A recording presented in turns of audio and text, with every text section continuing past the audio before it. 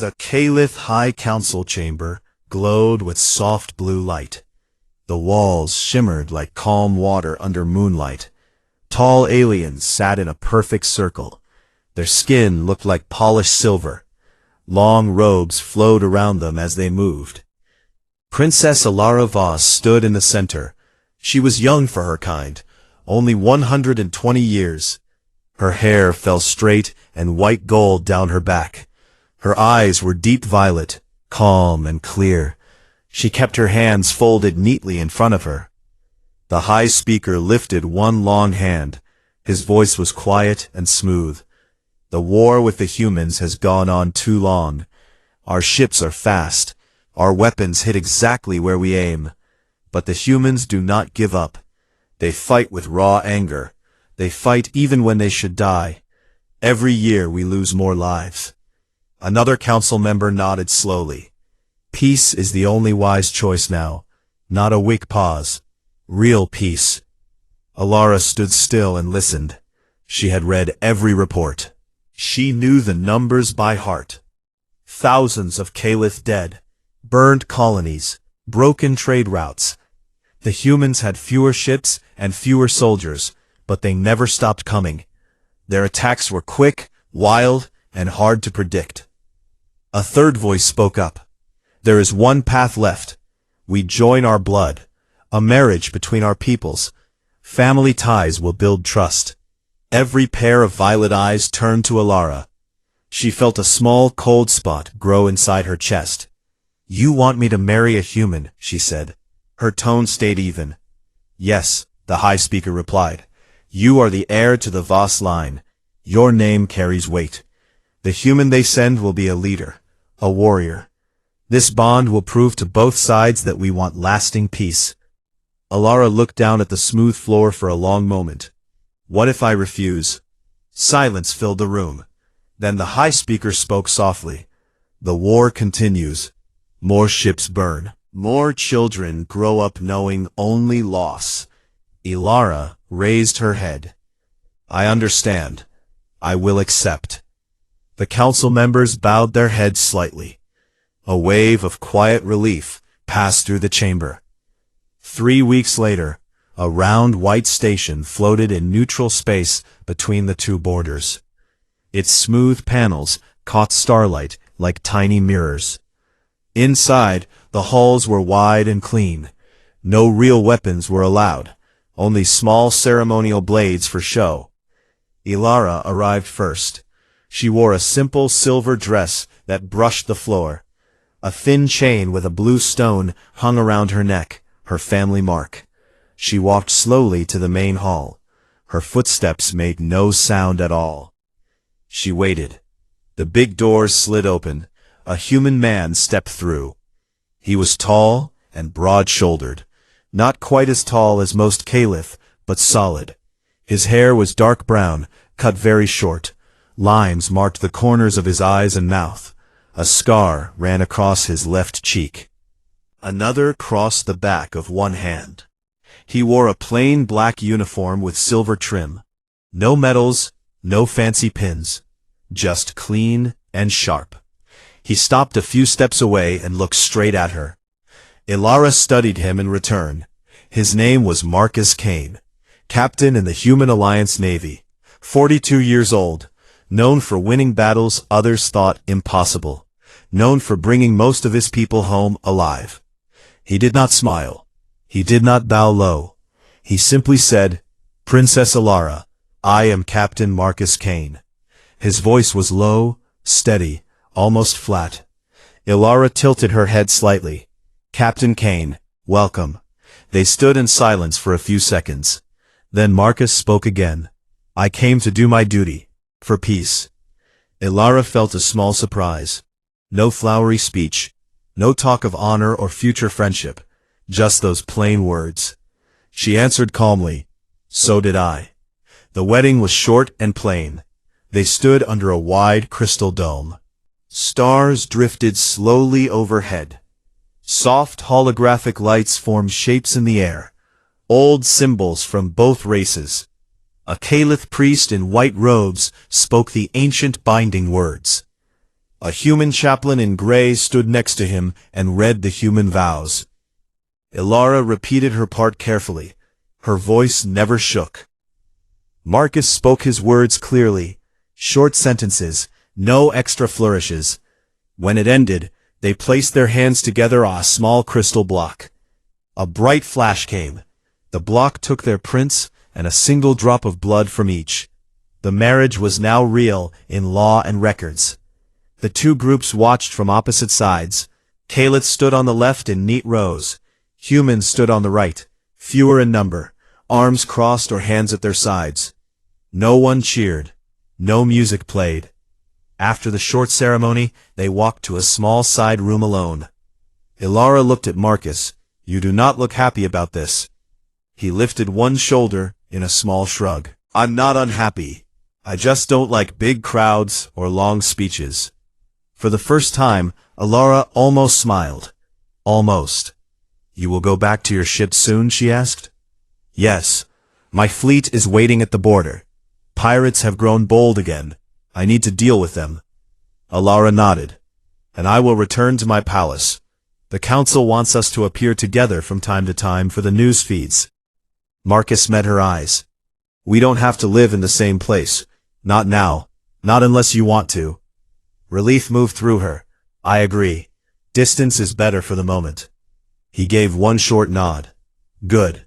They stood quietly again. Then Marcus said, If you ever need anything, send a message. I will come. Ilara looked into his gray eyes. They were steady, like stone. No fear in them. No excitement either. Just calm. I will remember that, she said. He nodded once more and turned to leave. His steps were quiet but firm. The door closed behind him with a soft hiss. She stood alone under the dome of stars. 3 months went by. Ilara returned to her homeworld. The palace rose high with white stone towers. Gardens full of glowing flowers spread around it. Clear pools reflected the twin moons. She worked hard every day. Long meetings, thick reports, trade talks with far systems. She smiled when people expected it. She spoke with smooth grace. Everyone asked about her new husband. She gave the same answer every time. Captain Kane is a good man. He helps keep the peace. They nodded politely and changed the subject. At night she sometimes stood on her balcony and looked up at the stars. She thought about the human with the scarred face and quiet voice. She did not miss him. She barely knew him, but she wondered. What kind of man agrees to marry a stranger just for peace? What kind of man fights wars and comes home without bragging? She pushed the questions away. The peace held steady. Trade ships flew freely again. Burned colonies started to rebuild. Life felt almost normal. Ilara told herself it was enough. Far away, on the bridge of a small human warship, Marcus Kane stood with hands behind his back. He stared at the same field of stars. He thought of the tall silver woman with calm violet eyes. He did not love her, but he respected her choice. In his world, respect mattered more than most things. The galaxy kept turning. The armistice looked solid on every map. But in dark corners, old hate still whispered. Whispers of plans. Plans that would soon test everything. Plans that would force the quiet human captain to show what he really was. 3 years passed like slow water in a quiet river. The peace held. Ships from both sides crossed the old border lines without firing a shot. Trade grew. New colonies appeared on shared worlds. People started to forget the old battles. They spoke of the marriage as a smart move, a clever fix. Princess Ilara stayed busy in her palace. She met with traders, signed agreements, visited schools where young Kalith learned about the wider galaxy. She wore her calm face every day. She answered questions about her husband with the same short, polite words. Captain Kane is well. He keeps the border safe. No one asked more. No one noticed the small distance in her voice. She saw Marcus only 4 times in those years. Twice for public events. Twice when reports needed both their signatures. Each time he arrived in his plain black uniform. He spoke little. He nodded when needed. He left quickly. Once, at a trade summit, a young Caliph reporter asked him, "Do you miss your wife when you are away on your ship?" Marcus looked at the reporter for a second. Then he said, "I miss quiet nights. The rest is duty." The reporter laughed nervously. Ilara watched from across the room. She felt something strange move inside her. Not anger, not sadness, just a small question she could not name. Marcus never asked to stay longer. She never asked him to. But reports reached her anyway. Quiet ones at first. A pirate fleet attacked a mining station near the border. Human ships arrived fast. They destroyed the pirates in one short fight. Marcus led them. No Caliph ships were close enough to help.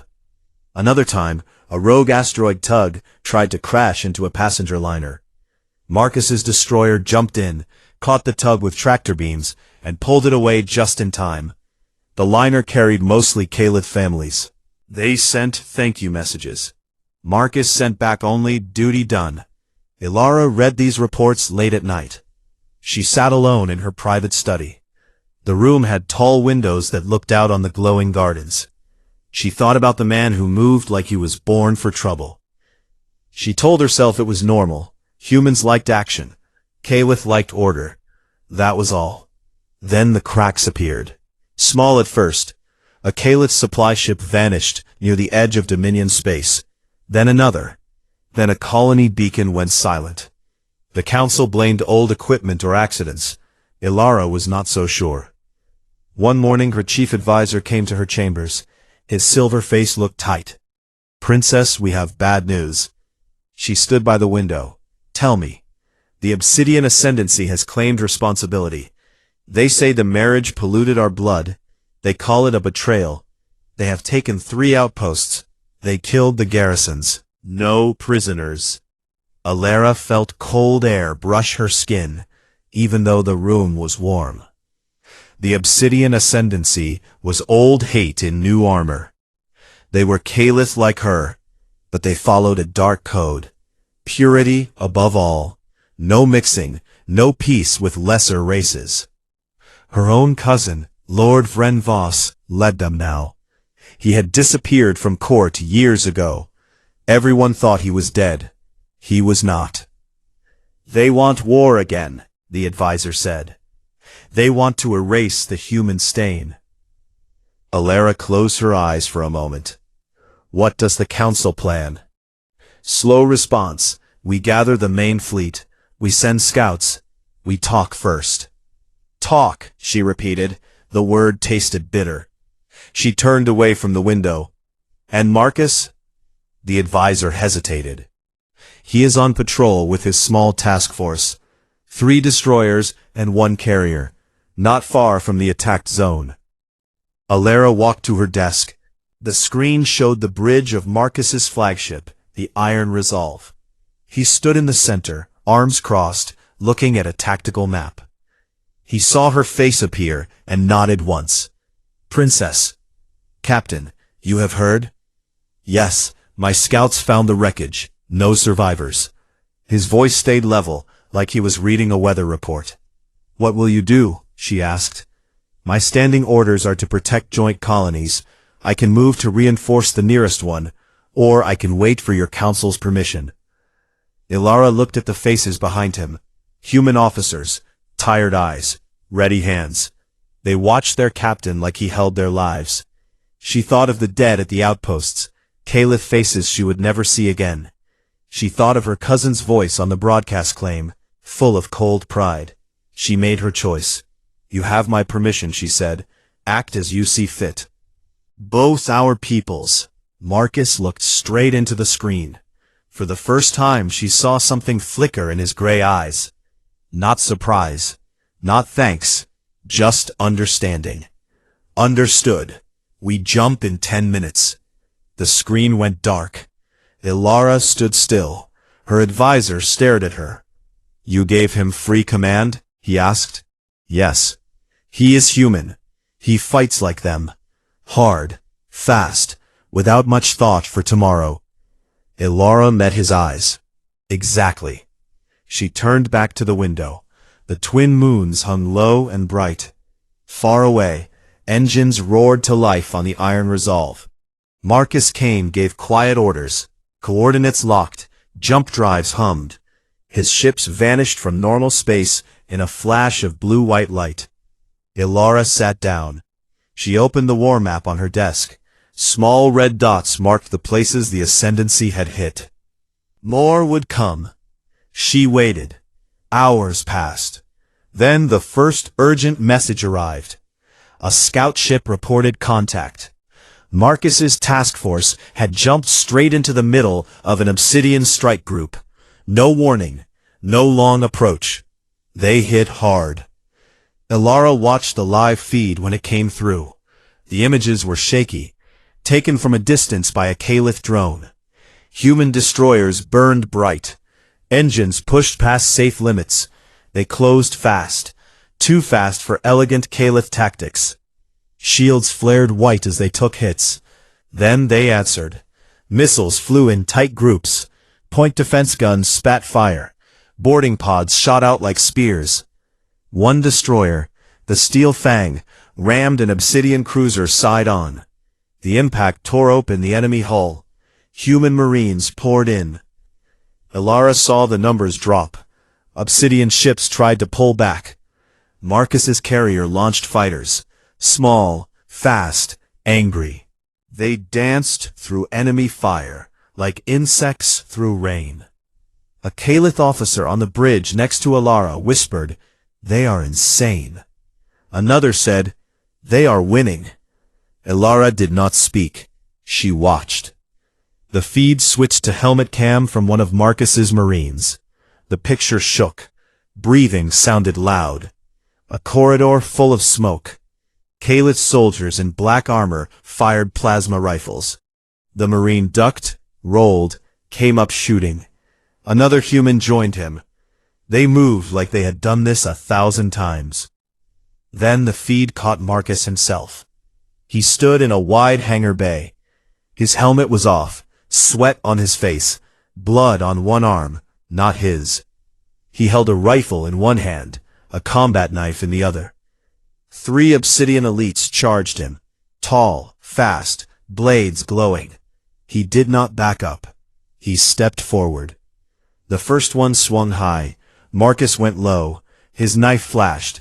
The enemy dropped. The second fired. Marcus twisted, took the shot on his shoulder plate. Sparks flew. He kept moving. He slammed the rifle butt into the enemy's face. Bone cracked. The soldier fell. The third tried to stab. Marcus caught the wrist, turned, pulled. The enemy flew past him into a bulkhead. Marcus finished it with one clean shot. He looked up, straight at the camera drone. His eyes were calm, almost bored. Then he turned and ran deeper into the ship. Ilara's hand tightened on the arm of her chair. The battle ended in less than 2 hours. The Obsidian strike group was broken. Half their ships burned, the rest fled. Marcus's task force limped but held together. Damage reports came in fast, heavy but not fatal. Ilara stood up slowly. Her advisor asked, "What now?" She looked at the red dots on the map. "Fewer now." "Now," she said, "we see what happens next." Deep inside, something shifted. She had given him permission to fight. He had fought like nothing she had ever seen. Not like a soldier, like something older. Something that did not care about tomorrow if today needed blood. She stared at the blank screen. The quiet captain she married was gone. In his place stood something else, something dangerous. Princess Alara stood on the bridge of her flagship, the Dawn Whisper. The ship was huge and graceful, built for long patrols and perfect lines. Its hull shone like wet pearl under the stars. Inside, everything was quiet and ordered. Officers moved slowly, voices stayed low, screens glowed with soft blue data. She had left her palace the day after Marcus jumped away. The council argued against it. Too dangerous, too soon. She ignored them. She needed to see for herself. Now the Dawn Whisper hung at the edge of the battle zone. Far enough to stay safe, close enough to watch. The main view screen showed the fight in real time. Small dots moved fast. Human ships in red, Obsidian ships in black, Caliph loyalist ships in silver. Too few, and too late. Alara watched without blinking. Marcus's task force had already hit 2 enemy groups. Now they faced the main Obsidian fleet. 12 heavy cruisers, 30 smaller attack ships. 1 giant command carrier at the center. The Ascendancy flag flew high on every hull. Black blade on red field. The humans had 4 ships left that could still fight well. The rest limped behind with damage and wounded crews. A young officer near Alara spoke softly. They are outnumbered 10 to 1. They should pull back. Another answered, they won't. Alara said nothing. On the screen, the iron resolve led the charge. It burned straight at the enemy center. No fancy curve, no long shots from far away, just straight in. Shields on the human ships flared bright white as plasma hit them. Engines screamed past red lines. Smoke trailed from one destroyer. Then they reached knife range. Human missiles launched in tight packs. Not spread out like Caliph doctrine taught. Focused. All aimed at one cruiser at a time. The first enemy ship bloomed with fire. Its engines died. It spun slowly. Small black arrows. They punched into enemy hulls. Explosive charges blew holes. Marines poured through. The view screen switched to a drone feed close to the action. Alara leaned forward. Inside an Obsidian cruiser corridor, smoke filled the air. Red emergency lights flashed. Caliph soldiers in black armor stood shoulder to shoulder, plasma rifles ready. Human Marines came around the corner. Powered armor, heavy rifles, they moved low and fast. Shots flew both ways. A human went down. Another stepped over him without pause. Then Marcus appeared. He wore no helmet now, face open. Sweat and blood mixed on his skin. His left arm hung stiff, bandaged quick and dirty. In his right hand he held a heavy pistol. In his left, the same combat knife from before. 3 Obsidian elites rushed him, tall, fast, blades glowing blue. Marcus did not run. He stepped into them. The first swung high. His knife cut across the enemy's leg. The soldier screamed and fell. Marcus rolled past, came up, fired once into the helmet. The body dropped. The second fired plasma. Marcus twisted. The shot grazed his side. Armor smoked. He ignored it. He grabbed the rifle barrel, pulled hard. The enemy stumbled forward. Marcus drove his knife up under the chin. Blood sprayed. The soldier collapsed. The third tried to stab from behind. Marcus spun. He caught the wrist with his injured arm. Pain flashed across his face for half a second. Then he yanked. The enemy flew forward. Marcus slammed an elbow into the throat. Bone cracked. He finished with a shot to the chest. He stood breathing hard, looked around, saw more enemies coming. He ran toward them. Ilara's hands gripped the rail so tight, her knuckles turned white. The bridge crew stared in silence. One whispered, "He fights like he was made for it." Another said, "Like he enjoys it." Ilara felt something cold crawl up her spine. Not fear of him, fear of what it meant. That quiet man she married in a cold ceremony, he carried this inside him every day. The battle kept going. Marcus's carrier launched its last fighter wing. Small ships darted through enemy fire. One pilot, callsign Reaper, flew like he had no fear. He slipped past shields, dropped a single heavy bomb. It hit the Obsidian command carrier's engine core. A bright flash. The giant ship broke in half. Silent explosions spread in vacuum. Debris spun out like slow fireworks. The rest of the Obsidian fleet broke. Ships tried to jump away. Most did not. Human guns kept firing until the last black hull vanished or burned. 2 hours after it started, the fight ended. The view screen showed drifting wreckage, floating bodies, small rescue pods from both sides searching for survivors. Marcus's ships floated damaged but alive. The Iron Resolve listed to one side. Fires burned on 2 decks. Still, lights stayed on. Ilara turned to her captain. "Prepare a shuttle. I am going over." The captain opened his mouth to argue, saw her eyes, closed it again. "Yes, princess." The shuttle ride took 20 minutes. Ilara sat alone in the back. She wore a simple silver suit. No armor, no weapons, just the blue stone necklace. When the shuttle docked, the air inside the Iron Resolve smelled of smoke, hot metal, and blood. Crew members moved slow in the corridors. Some carried stretchers, others patched holes with quick foam. They saw her and stopped, saluted with tired arms. She walked past them without a word. She found the medical bay. It was full. Beds lined the walls. Wounded humans and a few Calith allies lay side by side. Medics worked fast, quiet voices, beeping machines. Marcus sat on the edge of a bed at the far end. His shirt was gone. Bandages wrapped his ribs and shoulder. Fresh cuts marked his arms and chest. A medic cleaned a burn on his side. Marcus did not flinch. He looked up when Ilara stepped closer. No surprise on his face, just calm gray eyes. "Princess," he said, voice rough from smoke. She stopped a step away. "You ended it," she said. Her voice came out quieter than she meant. He gave a small nod. They stopped fighting. Most ran, a few surrendered. Ilara looked at the blood on his hands, at the knife still sheathed at his belt. "You led from the front," she said. "Always do." "Why? If I stay back, my people die first. If I go in, they follow. They live longer that way." She looked around the bay, saw young faces, some sleeping, some crying quietly. All alive, because he went first. She felt something shift inside her again, deeper this time.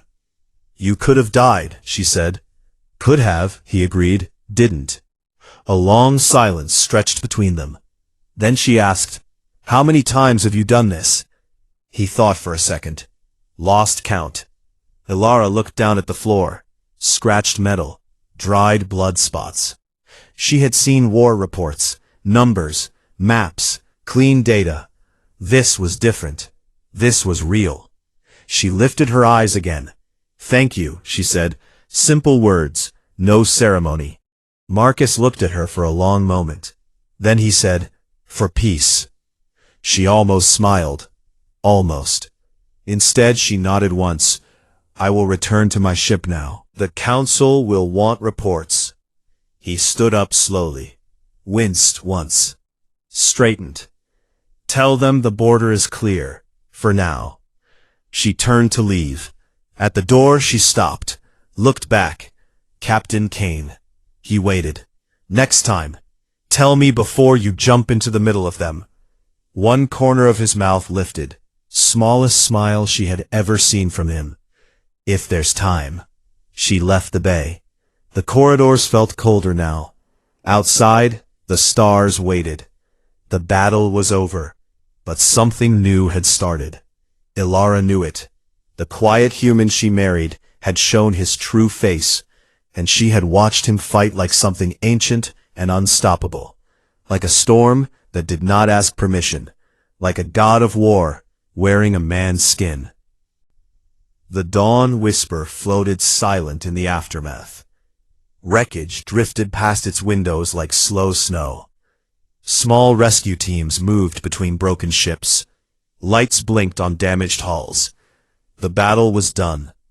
The Obsidian Ascendancy had lost its main strength in one hard strike. Princess Alara stood alone in her private quarters. She had changed from the silver suit into a simple gray robe. Her hair hung loose. She stared at the small screen on her desk. It showed the latest damage list from Marcus's task force. Heavy casualties. 3 destroyers out of action. The carrier's flight deck half gone. 200 dead or missing. Many more wounded. She closed her eyes for a moment. Then she opened a channel to the Iron Resolve. "I am coming aboard again," she said to the officer who answered. "No escort. Just me." The officer hesitated. "Princess, the ship is still in repair mode. It is not safe. Prepare for docking." She ended the call before he could argue more. The shuttle ride felt longer this time. Alara sat with hands folded in her lap. She thought about the helmet feed she had watched, the way Marcus moved through smoke and fire. No fear, no pause, just purpose. When the shuttle locked on, the air inside the human ship hit her like a wall. Thicker smoke now. The smell of burnt wires and blood. Crew moved slower than before. Some leaned against walls to rest, others carried tools with shaking hands. They saw her and straightened as best they could. A few saluted. She nodded to each one. She walked straight to the medical bay again. It looked worse now. More beds filled, more machines beeping. Medics looked tired, eyes red from long hours. Marcus was not on the same bed. But young medics saw her and pointed down the corridor. "He's in the ready room, Princess, trying to write reports with one good arm." Alara followed the direction. The ready room was small. Metal walls, one table, one chair. A view screen showed the stars outside. Marcus sat at the table. Shirt off again. Fresh bandages covered his chest and shoulder. A sling held his left arm. He wrote slowly with his right hand. Paper and pen, old style. No screen, just steady scratches. He looked up when she entered. No words at first, just a small nod. Alara closed the door behind her. The sound was loud in the quiet room. "You should be resting," she said. "Reports don't write themselves." She stepped closer, looked at the page. Neat lines, short sentences, facts only, no feelings. She pulled the other chair and sat across from him. "You lost many people," she said. His pen stopped. "Yes." "How many friends?" He looked at her then. Gray eyes steady. "Enough." Silence again. She touched the edge of the bandage on his shoulder. Very light. He did not move away. "You fight like you expect to die," she said. "I fight like I expect to win." She pulled her hand back. "There is a difference."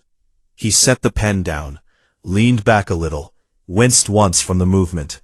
"I learned long ago," he said, "hesitation kills more than bullets. If I go in first, my people see it. They follow. They survive. If I wait, they die waiting for orders." Alara studied his face. The scar on his cheek looked older in the dim light. New cuts marked his jaw. "The council chose you for this marriage," she said slowly. "They said you were a good officer, calm, reliable. They did not say you were this." Marcus gave a small, dry laugh. First time she heard anything like it from him. They probably did not know the full list. She leaned forward. "Tell me." He looked at the table for a moment. Then, back at her. "I grew up on a frontier world. Pirates hit us every few months. My father was a Marine, died when I was 12. I joined up at 16, fought my way through every rank, lost crews, lost ships, kept going. Somewhere along the line, people started saying I had a gift. I don't. I just don't stop when others do." Alara listened. No interruption. "Humans fight different," he went on. "We get angry. We get scared. We get tired. But when the line breaks, someone has to stand. I stand. Always have." She thought about her own life. Long years of calm counsels, perfect plans, Elegant ships, no blood on her hands. You make it sound simple, she said. It is simple.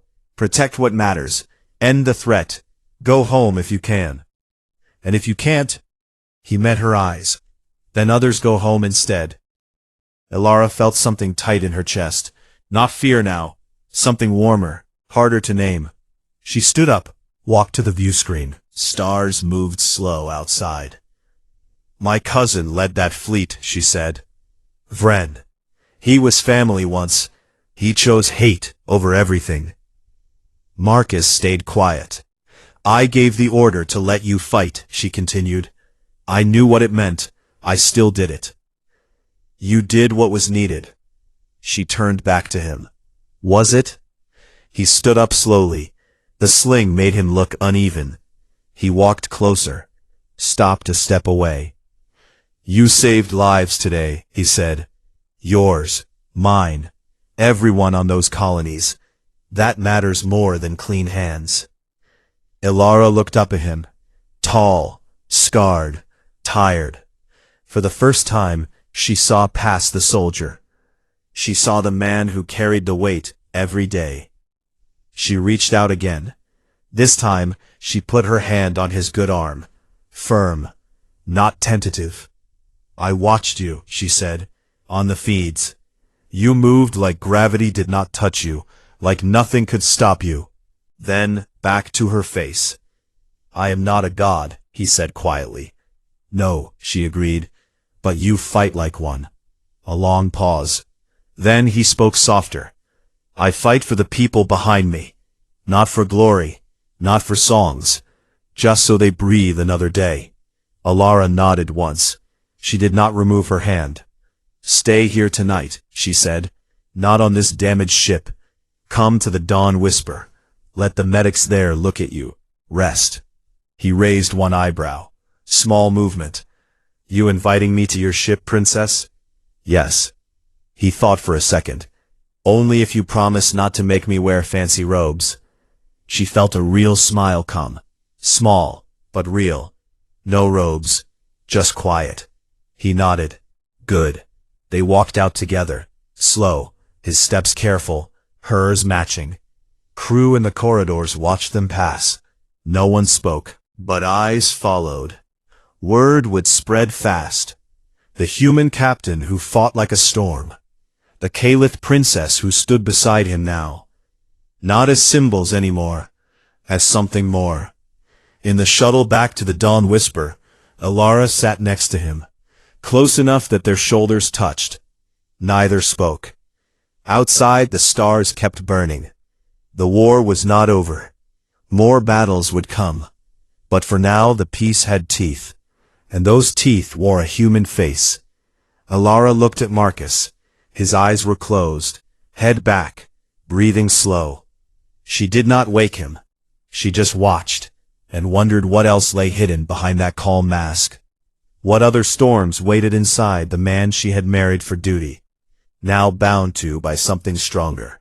The victory ceremony took place on the neutral orbital station where the marriage had happened years before.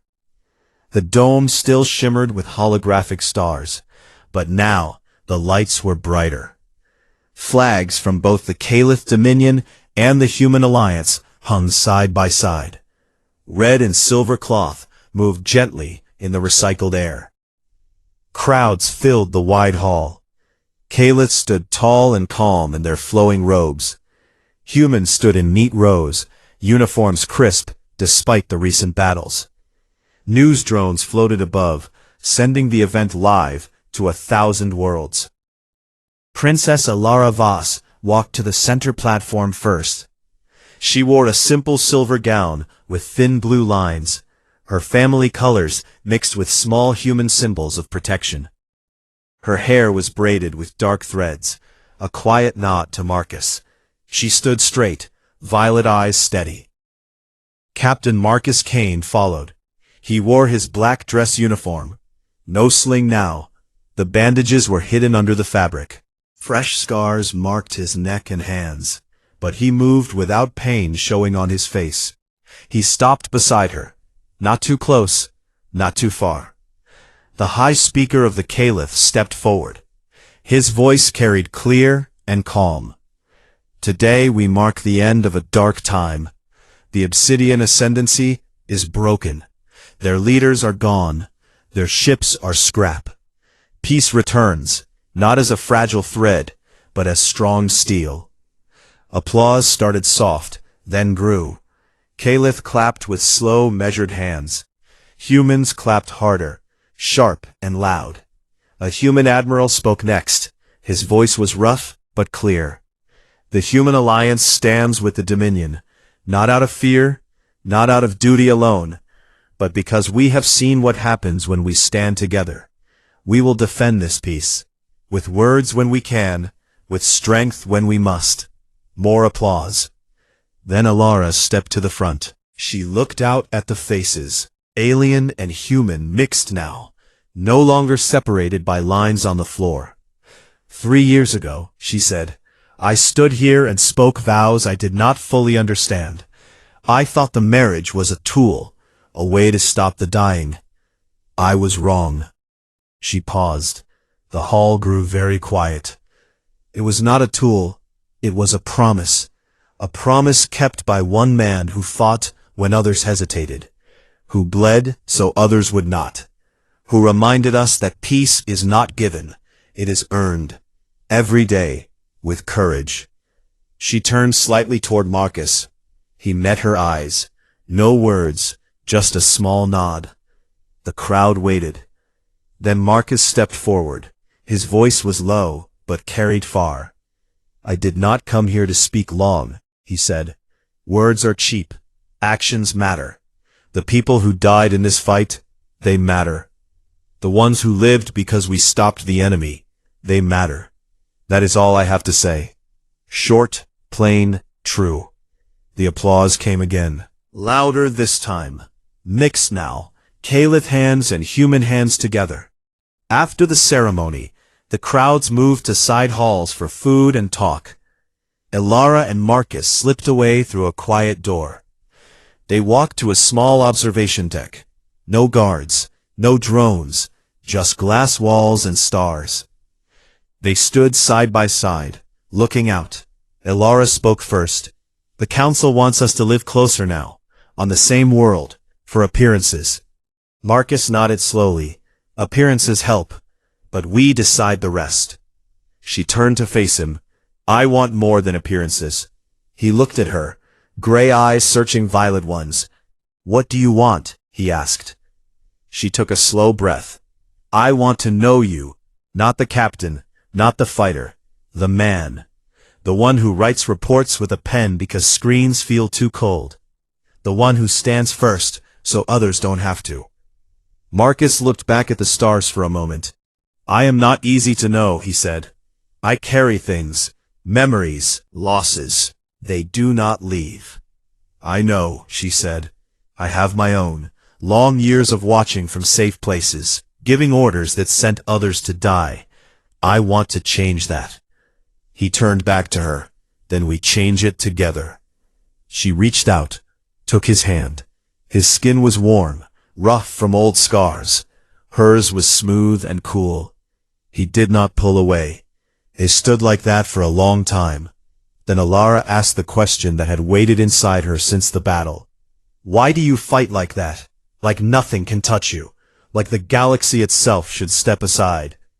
Marcus thought before answering. Because someone always has to, he said. If not me, then someone else.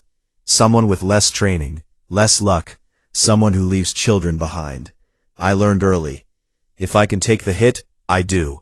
If I can end it fast, I do. That is all. You are not alone in that anymore. He looked down at their joined hands. No, he agreed, I am not. They stayed on the deck until the station lights dimmed for night cycle. Stars burned bright outside.